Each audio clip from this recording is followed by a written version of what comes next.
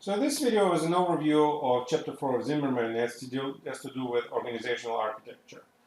I think the first thing that we need to specify and explain, why do we care about the subject of organizational architecture? And what does it have to do with this whole topic of management control systems and so on? And I think the reason is that there's a basic understanding that how organization or a firm is set up, how is it organized, affects how people act within that organization, affects how people need to be evaluated within that organization, because depending on that setup, depending on that architecture, people respond differently and act differently and respond differently to incentives that they have. And so control systems, therefore, need to take into this organizational architecture into account. Because in some organization, one set of management controls is more appropriate versus another. So that's the basic motivating factor. And so the chapter kind of talks about those 5 points. One is this idea of a self-interested behavior, that essentially any organization or a firm is made up of people. And organization by itself really doesn't have its own, may have a separate legal identity, but it simply is only, it doesn't act on its own. It's simply a manifestation of people with actions of people within that organization and how they interact with each other and people from the outside.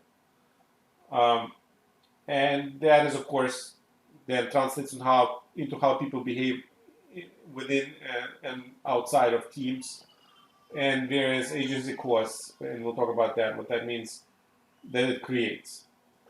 It also brings the notion of decision rights versus rights systems.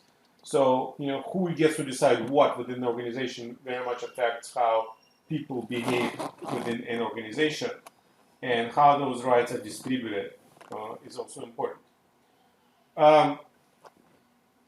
The other thing that we'll talk about is the transfer of knowledge and who knows what within the organization and how it affects people's behavior, and what are the different regulatory mechanisms that come up in that environment.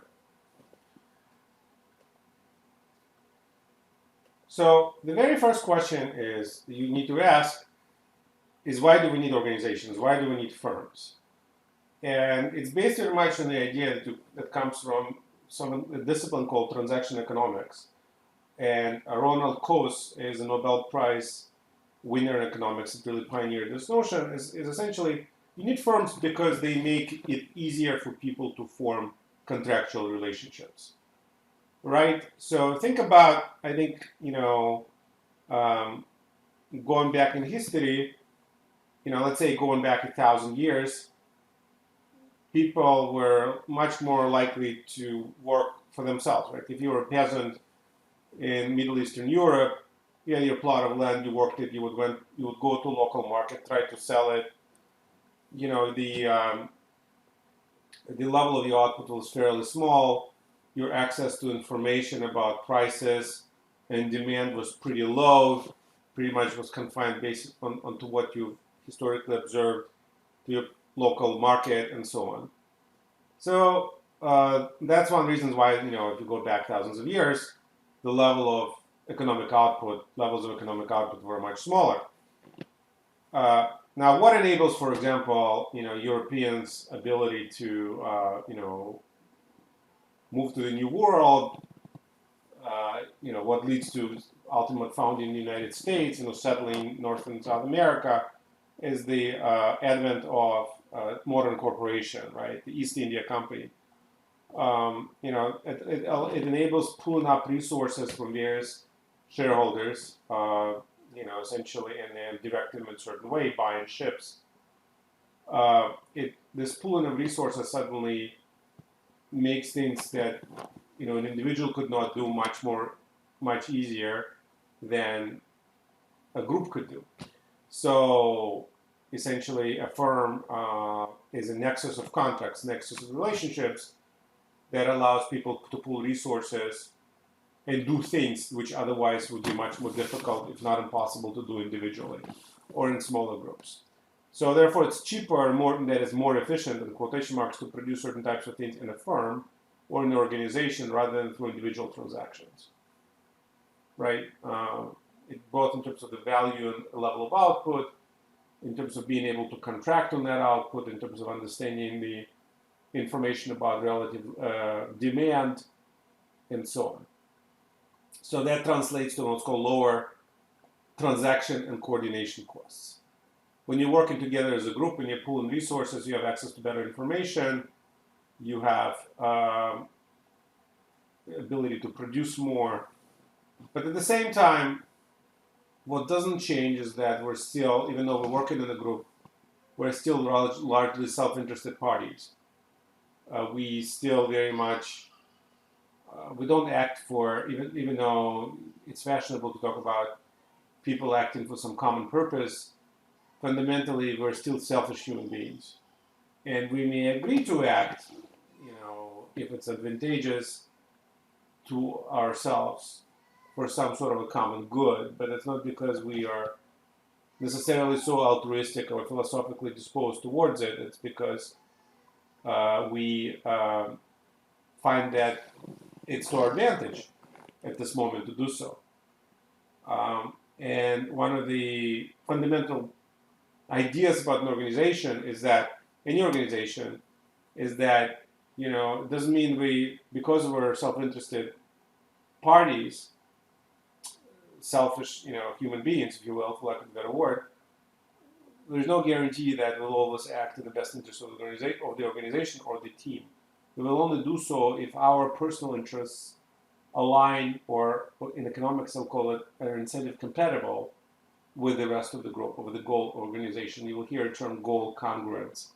We both want the same thing. If we want different things, if our objectives are different, then, well, it leads to rise to conflicts. Gives rise to conflicts of interest between an individual employee, for example, and the rest of the company, or between management and the shareholders, or between management and the board of directors, and so on. Conflict of interest determine economics. We use our agency costs or agency problems. So to get the firm to be as efficient as we can, and by the term efficiency means to get the highest level of possible outputs given the available inputs, you need to make sure that the contractual relationship within the organization incentivize everybody to act in the best interest of the organization's objectives. If the incentives are not properly aligned, it will not happen. And so, one example is when, this non-alignment of incentives is a free rider problem, right? If somebody, if you have 5 people on the team, one of them could always free ride by not contributing equitably, because if they can get away with it. So because of those potential contractual problems that can arise due to lack of goal congruence or lack of incentive compatibility, one way to deal with them is to bring in some sort of monitoring of people's actions, essentially policing their behavior, either through, let's say, audits of operational audits or financial statement audits, or through having people supervised or monitored or observed on video camera, whatever you decide.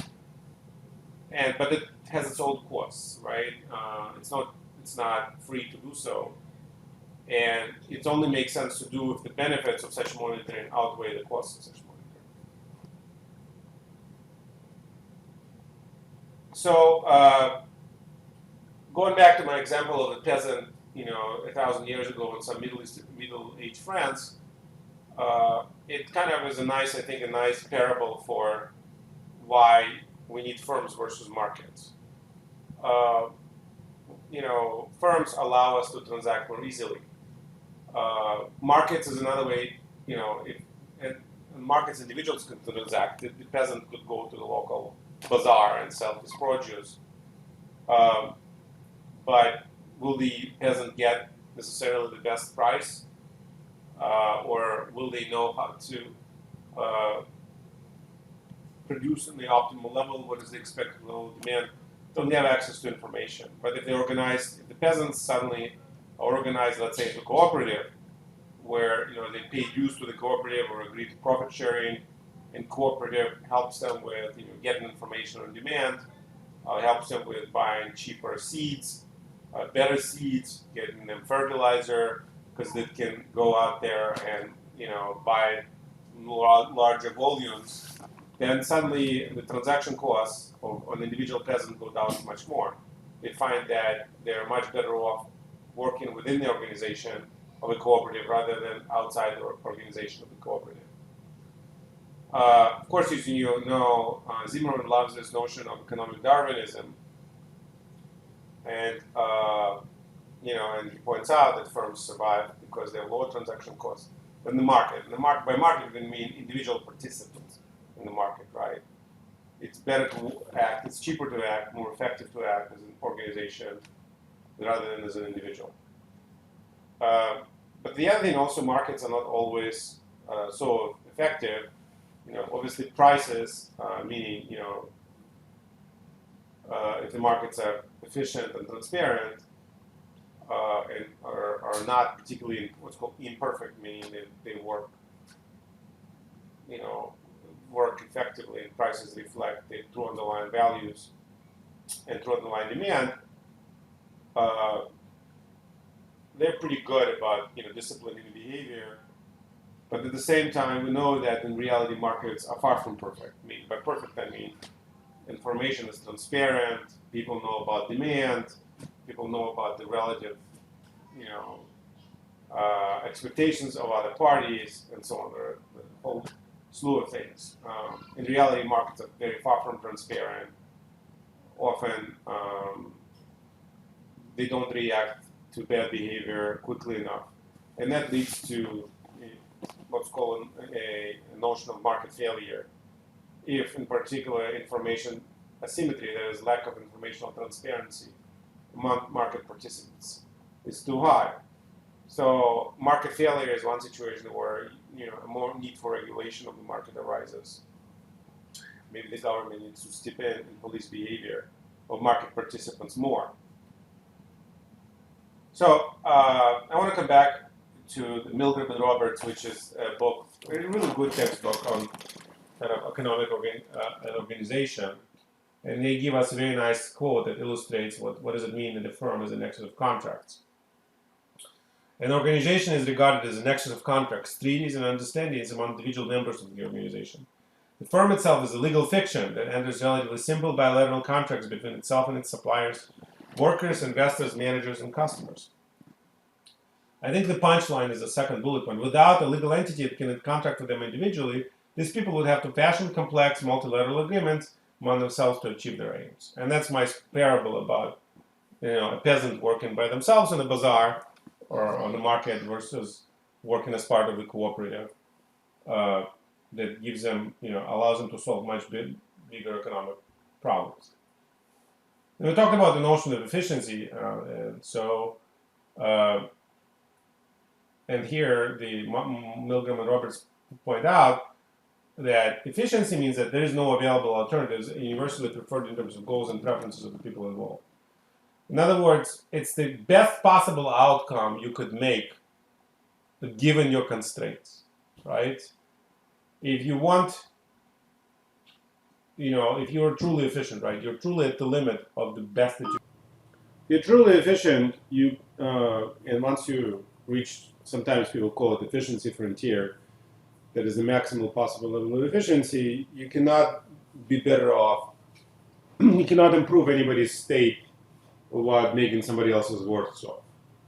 In other words, you really are maximizing your the output of your resources and so on. Any further level of improvement would require additional sacrifices of resources.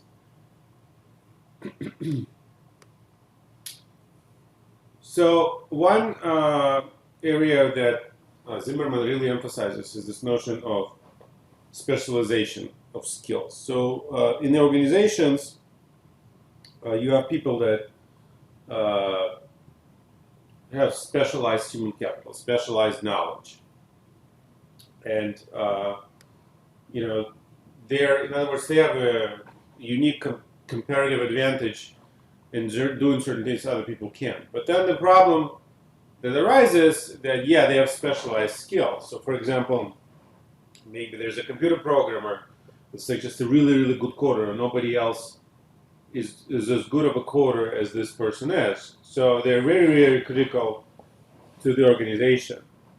And so the challenge that arises is how to coordinate those specialized skills, right? Different people have different levels of specialization, and that gives them certain advantages, if you will, in gaming the system if they want to their advantage. You see that a lot, by the way, in academia. So, you think about a university or an academic department or a college is made up of faculty, and each one of those faculty members teach a unique subject because of their highly specialized skills. The university administration doesn't necessarily have uh, can easily reassign them to something else, and so it sometimes it's good because it allows faculty to really develop their unique knowledge in what they do. But on the other hand, it also allows them opportunities for undue influence on the process. So, for example, they can kind of hold up the university and demand certain privileges. They may refuse to teach certain things. They refuse to do certain type of service activities if it doesn't please them. And if they're valuable enough, the university might acquiesce to that. And over time, it actually creates some real negative consequences because some people feel that they're not being treated fairly, that there's this privileged class, and so on. So there is a cost of specialization. When you have high levels of specialization or knowledge, the challenge is to how to align incentives of people with specialized knowledge with those of the organization or the company. And that's Milgram and Roberts talk about that uh, in the second bullet point, where they say the key problem of achieving effective coordination and adaptation is that the information needed to determine the best use of resources and the appropriate adaptation is not freely available to everyone. That is in my example with the faculty, only certain faculty members could teach highly specialized subject X. Efficient choice requires information about individual tastes, technological opportunities, and resources availabilities.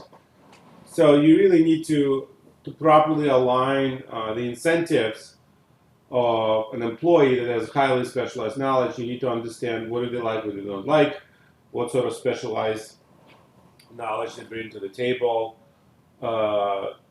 what resources are needed where, and how to best allocate them. The challenge of decentralization is to ensure that the separately made decisions yield a clear and coordinated result. And again, the university I think is a great example where incredibly high level of decentralization exists. So on one level, we have colleges and department chairs and whatever. But on the other hand, fundamentally, an individual faculty member has tremendous degree of autonomy, for example, in how they teach their courses. And the stories are familiar. Some faculty members, they might invest more in teaching those courses. They might, really use the most recent technologies or the most, they really update the courses for most recent developments. And then you have some other faculty members who, over time they don't just teach it, they taught it like they did it 34 years ago. We see that often with the faculty that's close to retirement. And they also have protections of tenure, and so it's very difficult to get them to do what the most the students need today. Um, One way to try to deal with this problem is to incentivize faculty appropriately. So, for example, tie compensation to some degree to the student teaching evaluations, but it has its own set of problems. But here, because the academic deans, for example, who are ultimately the managers of individual organizational units within the university, meaning colleges, they have some degree. They have influence on scheduling. They have influence on maybe some degree on the curriculum, depending on how the governance structure works. But their power is limited because, fundamentally, there's such thing as academic freedom. It kind of is at the core of being a faculty member, and so you need to start thinking. The power of the stick, if you will, the coercive power of the University School of Management is fairly limited. As long as the faculty member satisfies the basic expectation that teaches courses, does some research, shows up to meetings, in terms of disciplining them or incentivizing them what to do, you're fairly limited. So then you need to come up with some ingenious incentives to get them to do better, if you need them to do better. So that's why universities have, chairs that they award. Essentially, it's a form of an incentive pay. They have certain award tournaments. Every year they award the best teaching award and the best research award, and there's professorships and prizes that faculty members can get, and to kind of allow them to increase their salary. So that's to the degree they try to incorporate variable pay. The challenge, of course, good academic administrators understand it very well, is that they try to kind of understand what every faculty member wants in terms of other intangible benefits. So there are possibilities to use sort of less direct measures of incentives, such as if you want to reward the faculty, you may put them in kind of easier classes, more specialized electives to teach. They're more advanced, they're more in line with their expertise. If you want to punish them in some ways or incentivize them to work better, you may do the opposite, or you may give them a really bad office. These are some of the things that you kind of see in academia, but in some ways they epitomize these organizational conflicts that are associated with an incredibly high degree of centralization that you see, decentralization that you see in academia.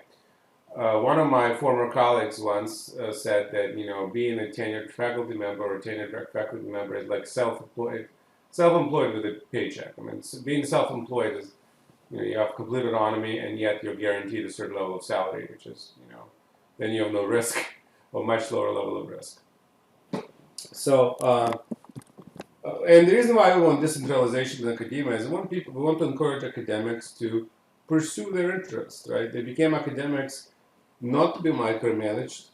We don't want to micromanage, and better universities realize that. They give their faculty tremendous amounts of freedom. And, and typically it works. I mean, academics are such type of people that work much better when they're not told what to do, because they want to be creative, and then creativity comes from freedom. On the other hand, certain organizations benefit from much greater degree of centralized supervision. So if you work in something that is highly standardized, whether it's a manufacturing plant or it's sort of a McDonald's or a restaurant, you need to have much more centralized decision making. You don't want to give employees too much freedom. There are standards to be met, and so on. So it kind of underscores the need how you structure organization with the type of service or product that you provide.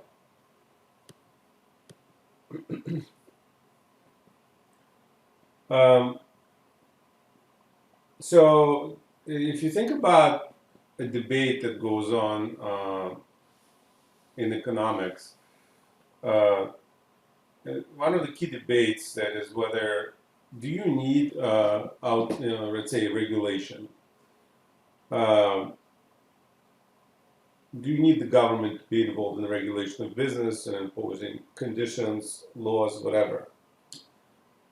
Because market solves all problems, right? Some people believe that market also solves problems through prices. And price is a great allocative device. So day in and day out, without any conscious sense of direction, it induces people to employ their talents and resources effectively. This is the market. And how does it do it? Well, you all are, I'm sure, are familiar with it. If there's a certain service or product that's in demand, people vote with their feet. They want to buy it. Prices go up. Companies respond by producing more of it. They respond by hiring more people with those specialized skills, and vice versa. When demand for something goes down, prices goes down. People get fired. People get laid off. They have to go do something else. They have to constantly redeploy their talents. So, in some certain level, market is a very good, allocation device or coordination device. And the truth is, when it comes to producing and selling services and goods in the economy, nothing is better than the market, really, because and Mark Milgram and Roberts talk a lot about, they do spend actually several pages talking about, like attempts to substitute market with something else, like, for example, the central planning economy. And they're one of the key results in economics. It's almost impossible. It is impossible to really plan to do the planning, to centralize kind of the planning that the market does, because it's essentially a chaotic system, but it works. And in a chaotic system, it's very difficult to come up with the right set of equations, if you will, to know exactly how much to produce which product. That's impossible. So you just have to allow kind of prices to converge to where they need to converge, and market signals to people what they need to be doing. The question is, that's for the economy overall, right? Market is a great device. We believe in markets. We believe in capitalism. Why not allow, essentially market-like behavior within the organization? Why not, basically say that everybody is just going to, we have a bunch of people, and everybody's just going to sell their services to management, let's say, right? And so we're going to have, just like we have market for goods, we're going to have a bunch of engineers, individually bargaining with management over wages on the basis of the product that they have. And you can see pretty quickly it becomes obvious why we don't want to do that is because it's very inefficient to do that within a given organization. The reason why we said organizations exist is because it allows us to save on transaction costs. If we're going to allow people to bargain within the organization too much, the management, then the whole point of creating a company or an organization as a nexus of contacts is defeated. We don't want to have too much negotiation going on. We want to have some, and there are market mechanisms that are present within organizations, but to allow kind of fully blown market for services within the company by its employees would be absurd. It would be too costly. So therefore, the tendency is to adopt the organizational mode that best economizes in transaction costs. So you need to, how do you want to set up your organization? What does it make it most efficient? What saves the most on transaction costs? So what types of transaction costs are out there? There are coordination costs and motivation costs. And coordination costs arise from the need to determine prices and other details of transactions, such as benching buyers and sellers. So, for example, figuring out how to set a transfer price from one division to another, and we'll talk about that further down the course. Transaction costs of finding your customers, advertising campaign, advertising costs, what have you. These are all examples of coordination costs. Motivation costs has to do with properly incentivizing people to do the right thing. We talked about conflicts of interest between different parties in the organization. Conflict of interest is a legal term. In economics, the same term as agency problems. Agency, because there's the principal, meaning management, and the agent, that typically they're employees. They have different levels of information. For example, employee knows a lot more about how well they do their job rather than management. So therefore, in certain situations, employee, if not properly incentivized, will have a tendency to shirk, to basically not do their job well because they want to be lazy. So then you need to align properly. You need to pay them appropriately for, let's say, pay them more and good when they do their job well, and don't pay them less or don't pay them at all in bad times. But that all imposes costs because you need somebody to monitor the employee, to determine, to evaluate their job, If you simply could trust the employee that they do their job well and they really would do their job well most of the time, then you don't need quality control, for example. You don't need auditors, for example. All of that is costly and expensive to have, because in reality we know that people, if left to their own devices, will not necessarily do what's expected of them.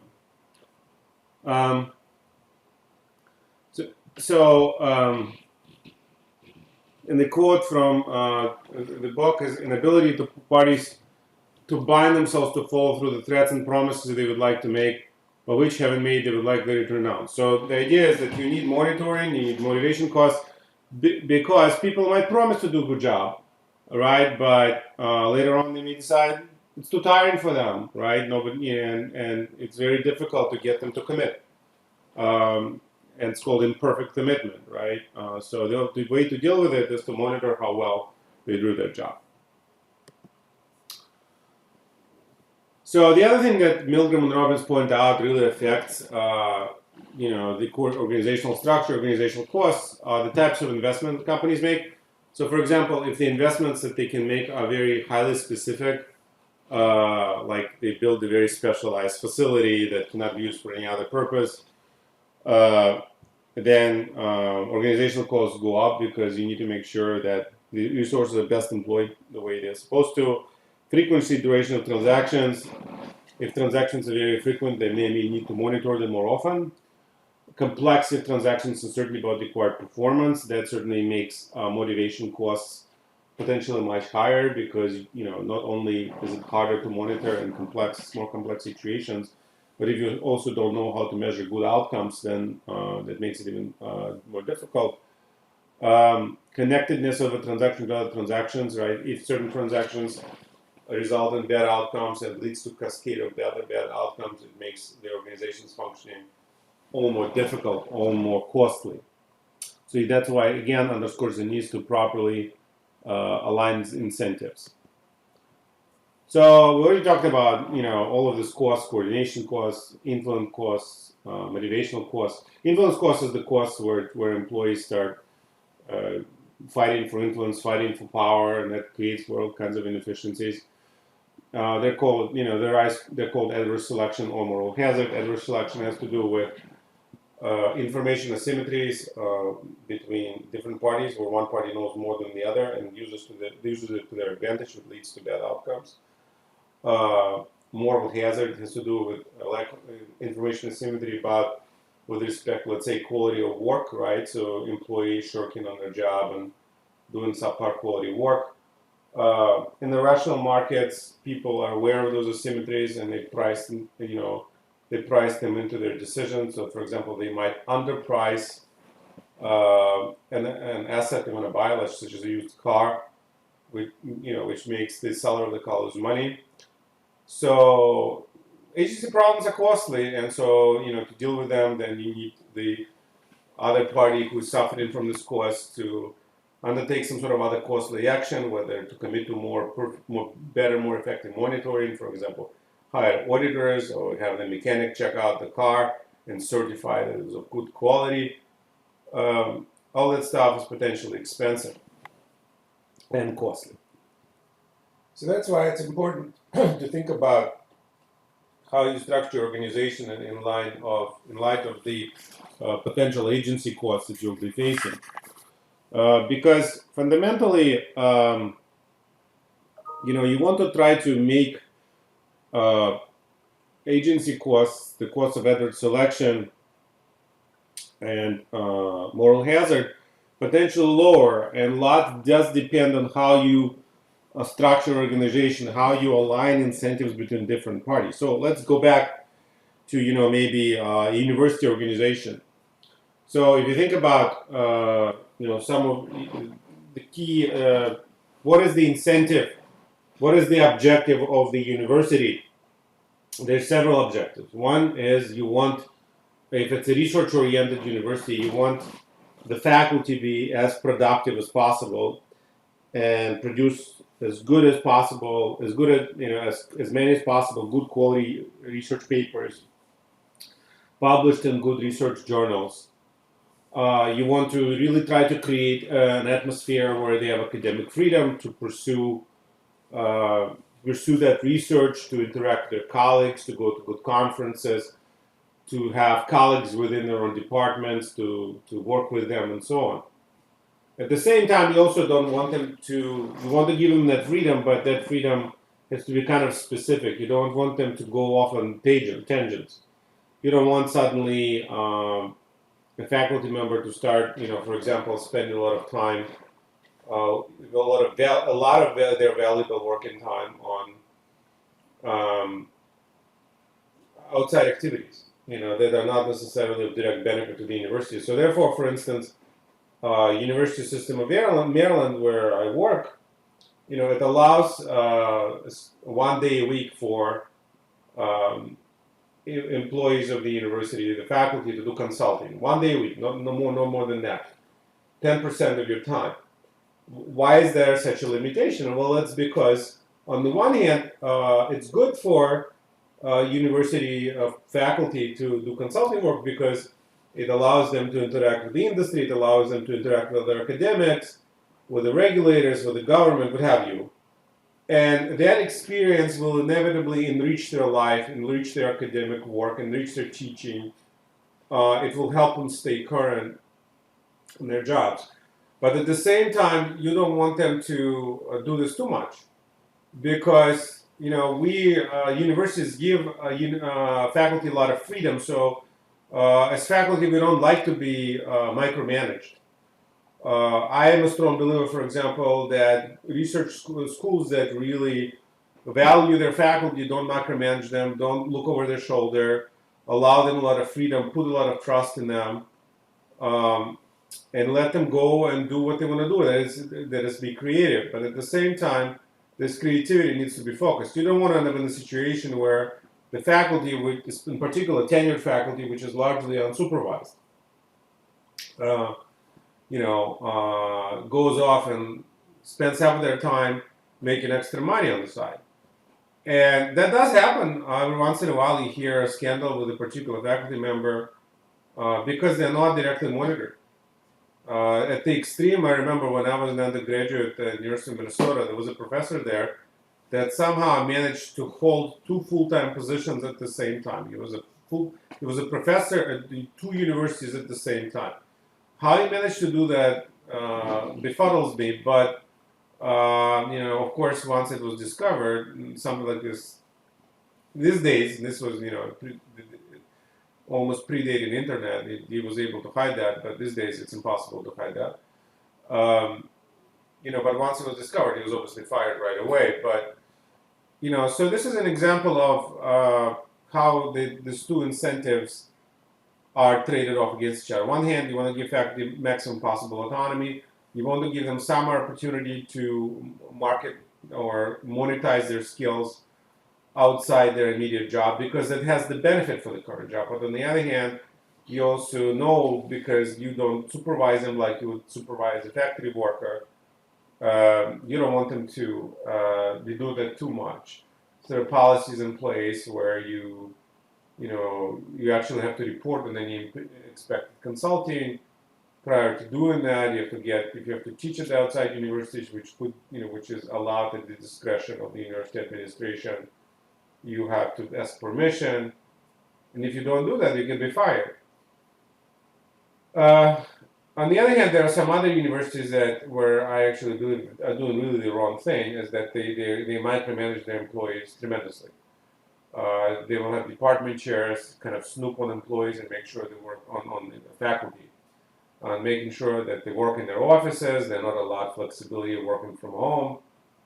They demand that you be in your office all the time, even as in situations when the students are not even there, like they're on a break or something like that. And that, in my view, is actually exactly the wrong way to do this, to do things. What are you trying to incentivize? You're trying to incentivize your employees being happy, your faculty being engaged in research, thinking about good teaching,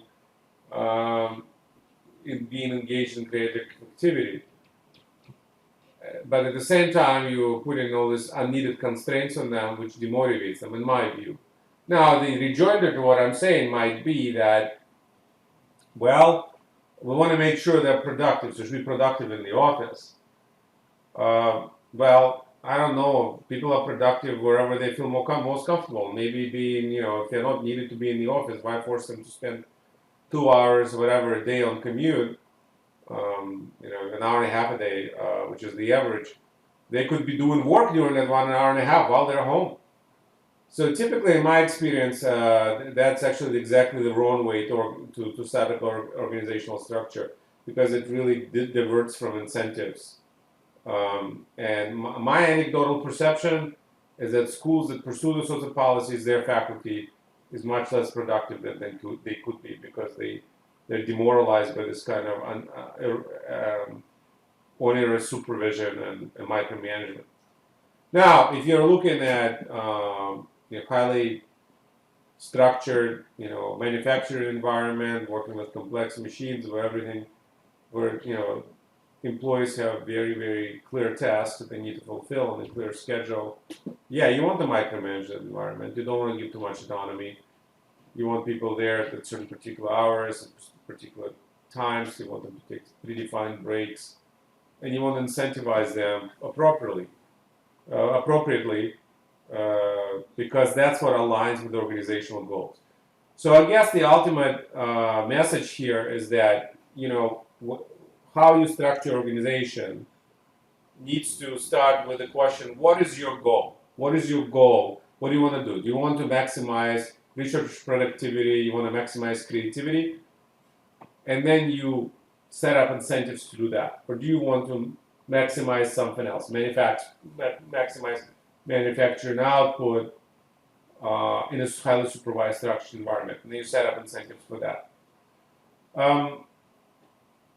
And so you need to try to optimally assign decision rights to avoid opportunistic behavior.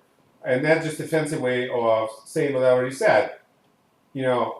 Decision rights of a faculty is to pursue research projects that are interesting, that will get published in a good journal. Research faculty has unique intellectual capital, human capital, to determine what's the best thing in their mind, what's the best approach to accomplishing that. But at the same time, because they have this autonomy, they could be wasting their time doing nothing, right? In particular, the whole institution of tenure has been very heavily criticized precisely because of that, because over time, the idea of tenure should protect academic freedom, so the faculty cannot be fired at will. So they can pursue controversial, difficult research topics. In far too many cases, the criticism goes essentially it leads to far too premature retirement, where faculty have near complete perfect job security, and that essentially abstaining from fulfilling their responsibilities, either in research, teaching, or service. So every university department has somebody or has had somebody over the years who's never there, either literally or figuratively. They're not participant. They might show up to meetings, but never participate in a meaningful way. They don't contribute to the department. The last time they've gone to a conference have been in 15 years ago. And that's an example of how one incentive is misaligned with the other, right? That's an example of agency costs that you see in higher education. Because in the end of the day, when you grant someone tenure, you don't know what this person will do in 20 years. And academics have all kinds of, in my opinion, crazy ways of trying to predict that. All of them are, most of them, in my view, are not necessarily informative of much. I mean, other than the fact that, typically you have 6 years to earn tenure, and, I think to a degree that your productivity in those 6 years is predictive of future productivity, and that's also very noisy. I think one thing is true: if the person was not doing anything in those 6 years, they will not do anything later. I think that's a fair assumption. But just because they were highly productive in those 6 years does not mean that they will be productive in later on. And that's but that's the kind of the way this process works. That's precisely why some tenure opponents suggested that maybe instead of tenure, which is indefinite, we should come up with initial 15-year or 20-year contract, and after which it's renewable in shorter segments. So let's say you have this long-term contract that's for 20 years as a faculty member. You're expected to be highly productive during that period, and then you have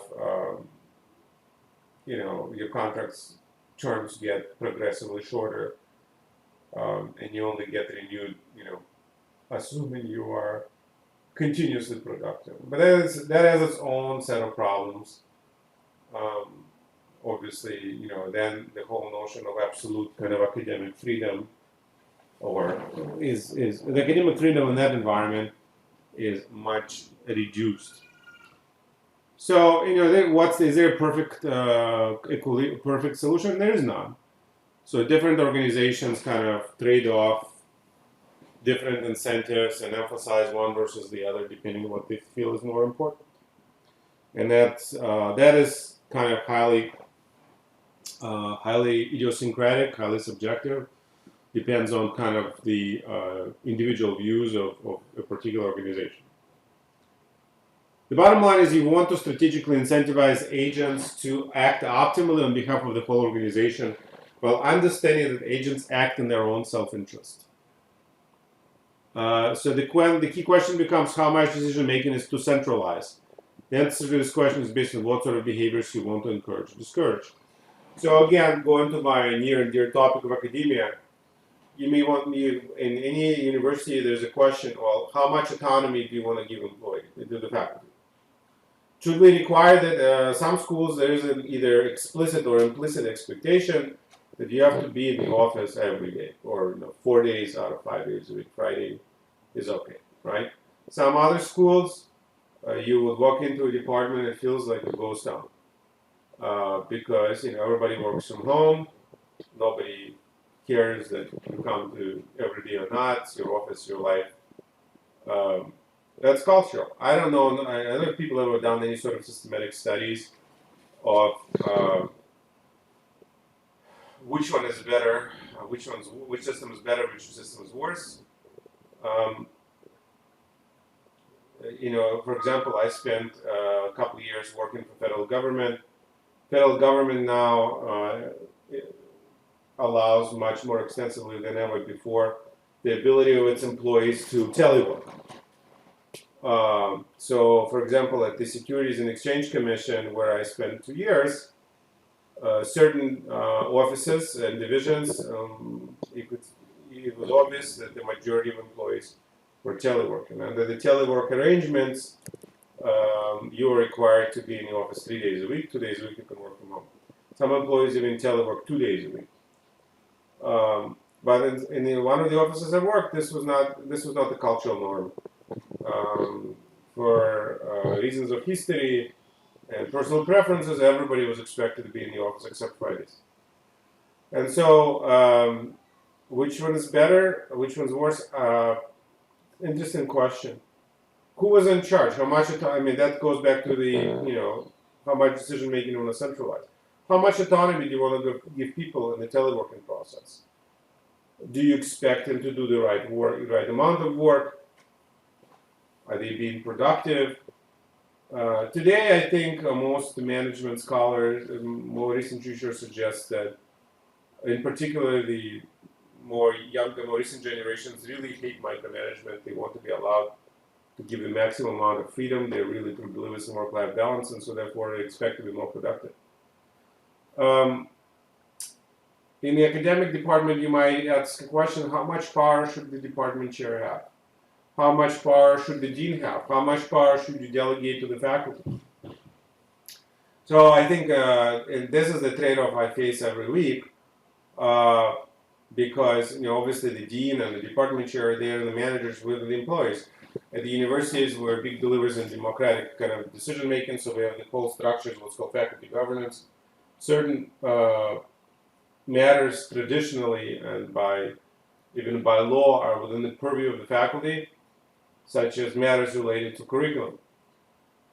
As I personally have discovered, that leads to classic examples that Milgram Roberts described in the book, where, for instance, faculty members who are more entrenched, have more power, resist often any sort of needed curriculum change because it's costly to them. They don't want to give up power, and they have disproportionate ability to influence decisions because of how, for example, they can influence other untenured faculty members voting. This results to oftentimes in academia not doing what needs to be done in terms of stay as agile as possible. And I found it personally very frustrating because you can't make certain decisions unless oftentimes it takes years to wait to get the right people to retire to do what's right. Well, it's the right people to leave to do what's right because every academic has this disproportionate power, and at times it's impossible, even though you may have completely right motives that have best interest of students in mind. It's very difficult sometimes to make changes because because of influence costs, they have the ability to form various kinds of coalitions, politicking at work. That Milgram Roberts talks a lot about that.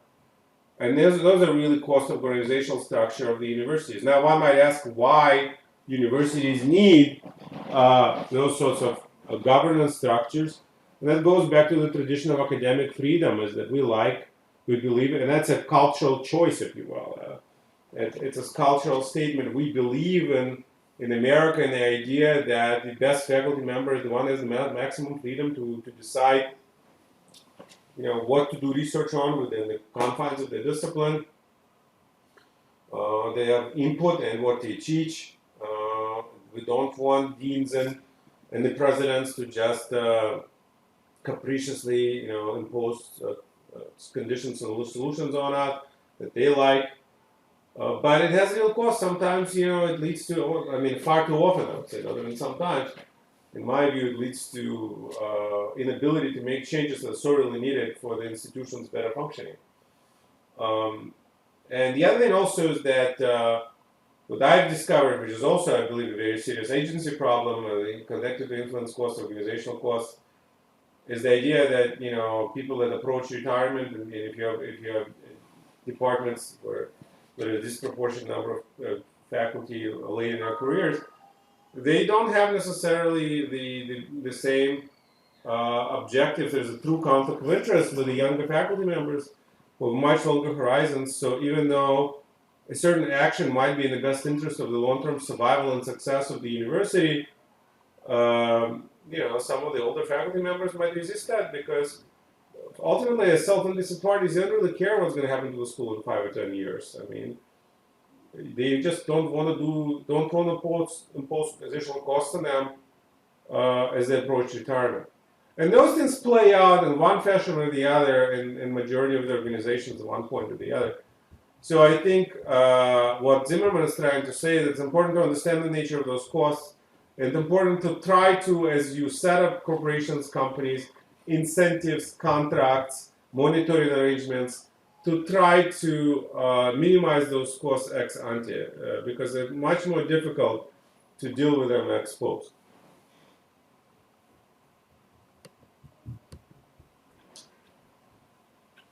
So, as it kind of follows from what I've said, centralized decision making allows for far more effective monitoring and minimizes employee shirking, right? So, if you have somebody watching over you, you're going to work harder. Theoretically, you're going to work more intensively. Whether you can actually be more productive or your output is valuable, is it going to be more valuable, is a different matter. Many people say no, but therefore it disempowers employees, particularly negatively affects employees who value autonomy, which is what I just said. Think about Steve Jobs. But Steve Jobs' case is classic. Of course, he founded Apple. He was a very young CEO when Apple went public initially. Kind of was behaving somewhat pretty eccentrically. And then, in the early days of Apple, because of his eccentric behavior, the Apple board fired him. And after Apple board fired them, Steve Jobs went on to kind of start other companies. For example, Pixar became much more mature, much more successful. Silicon Valley executive really flourished. This was really kind of a good thing in a way for him to be fired. If you read his biography, it was very traumatic on him, but it really led to a lot of very useful growth for him. Meanwhile, he was such a capable, charismatic figure. Apple, of course, started declining very rapidly, and essentially Steve Jobs was brought in as a turnaround specialist, and he was able to lead Apple to reinvent itself and become a huge company that we know of today.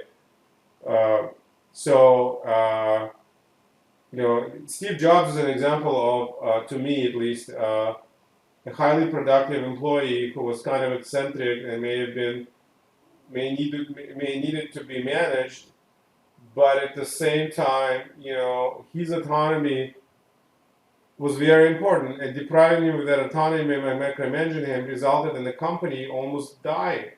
At the same time, compared to Adam Newman of WeWorks, who was given full complete autonomy, was viewed as the super charismatic, super cool guy, and turned out a complete disaster.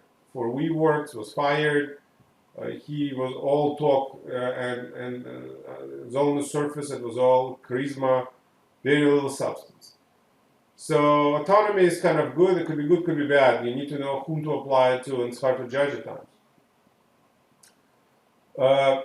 So influence costs I already mentioned. Too much decentralization, delegation costs incentivizes agents to lobby for certain outcomes. So people, I mentioned the faculty kind of like often want certain outcomes for personal reasons.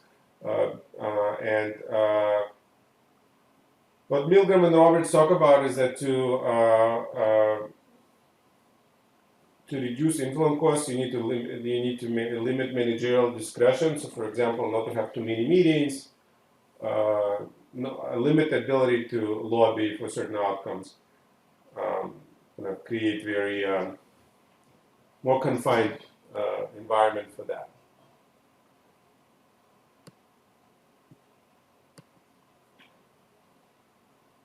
So the question then becomes, how do you link knowledge and decision rights?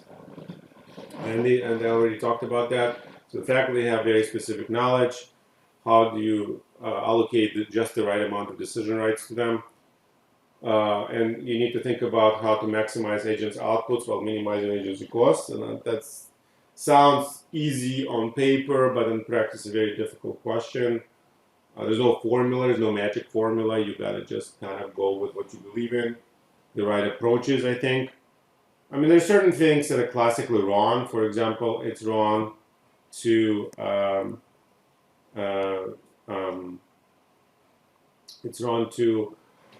pay sales people on the amounts of sales or incentivize them on the basis, because especially if they have the ability to discount sales very heavily, then they will start just selling a lot of highly unprofitable products. And that's this whole idea that there's a lack of incentive compatibility, lack of goal congruence. Of course, the company wants to be profitable, but if a salesperson's bonus is based on just how much they sold, they don't really care. They just want to maximize the sales. They don't really care how profitable the sale was. But at the same time, so you don't want to give them too much decision rights. You don't want to, because on one hand, the salesperson has a lot of advantages. They know they have much better sense of demand for a product. So you want to kind of hold them on a shorter leash for that reason. Knowledge is obviously needed to minimize information asymmetries between firms and their customers. So you really need to have knowledge to ask how to design the right type of product. So Milgram and Roberts talk about organizational design and optimizing influence activities. Good decision making requires information about the concern of affected parties, about what options are available, about likely consequences of each option, Competition among interested parties with opposing interests may offer the best chance for all relevant facts and desirable alternatives to effectively advocated. Influence costs are greatest when the decision distributes large amounts of wealth, value among parties. As a general principle, to limit the amount of time wasted in rent-seeking, rent-distributing decisions should be made once and for all. So what does it really mean? Is that, this kind of 4 bullet points. But basically it says that when you have many different people with competing interests, in particular, they're very knowledgeable people, and everybody tries to act in their self-interest, this could lead to very suboptimal outcomes because everybody's pulling their direction, and there is not necessarily the right outcome that you face. So what is the ultimate manager going to do in this environment? So there's a view that you want to kind of have people compete with their ideas, right? So I think the ultimate example of that is President Trump. I mean, the rumor on the street is that he likes to have people in his administration, at least initially, he had people in his administration that had very opposing views, and he essentially wants to hear them fight it out. Used to want to hear them fight it out because he wanted to hear both sides, and then he made a decision. Over time, I think this has become less and less of a case, or at least that's the criticism he has gotten, because at least as of this, I think certainly early on you could see people with very different views in his administration. For instance, on the economic team, he had people with a very traditional kind of pro-globalization people like Gary Cohn and some others. But then you had Peter Navarro, who is, the ultimate protectionist, kind of views China and trade with China very negatively, and they fought it out. And you could see, at least initially, Trump's views were kind of oscillated between the two. He would sometimes go with the more pro-globalization people, sometimes with more protectionist people.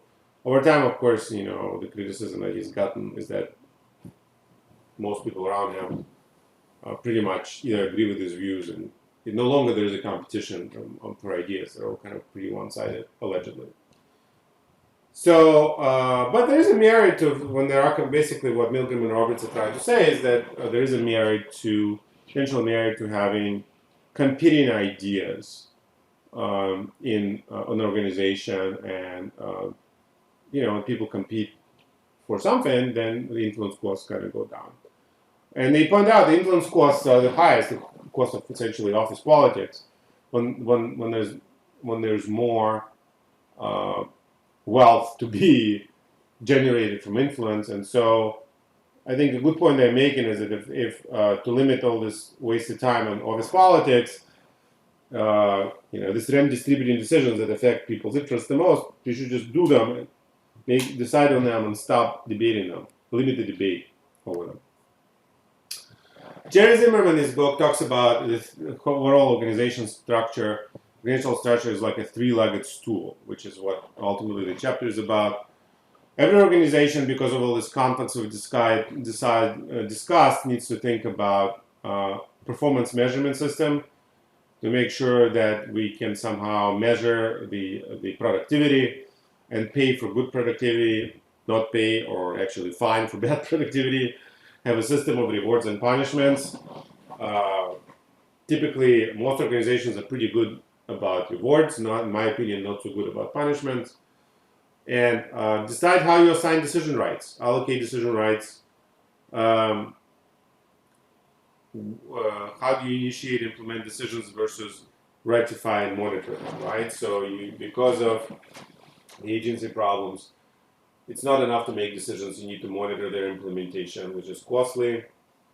And most importantly, decision management and control functions, monitoring functions, should be separated. And finally, what is the role of accounting in all of this? Accounting is most important role is it's the language of performance measurement. Numbers allow us to assign value to outcomes. You can write contracts on the basis of accounting numbers. You can design performance measurement systems such as basically, set goals in accounting metrics. You can write bonus contracts on the basis of accounting metrics such as earnings and so on.